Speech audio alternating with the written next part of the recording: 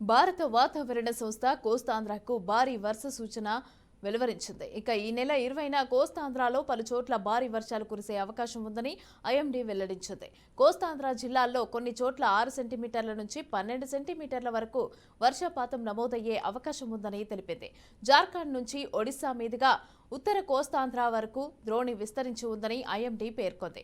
ద్రోణి ప్రభావంతో వర్షాలు కురుస్తాయని వెల్లడించింది. ఇక ఎల్లుండి అల్లూరి సీతారామరాజు జిల్లా, కోనసీమ అంబేద్కర్ జిల్లా, తూర్పుగోదావరి జిల్లాల్లో ఉరుములు, పిడుగులతో కూడిన ఓ మోస్తారు వర్షాలు కురుస్తాయని తెలిపింది. ఏలూరు, గుంటూరు, ప్రకాశం, కృష్ణా, పల్నాడు, బాపట్ల జిల్లాల్లోనూ వర్షాలు కురుస్తాయని ఐఎండీ వివరించింది. అదే సమయంలో ఉత్తరాంధ్ర జిల్లాల్లో తేలికపాటి నుంచి మోస్తారు వర్షాలు కురుస్తాయని కూడా పేర్కొంది. ప్రజలు అప్రమత్తంగా ఉండాలని వాతావరణ శాఖ సూచించింది.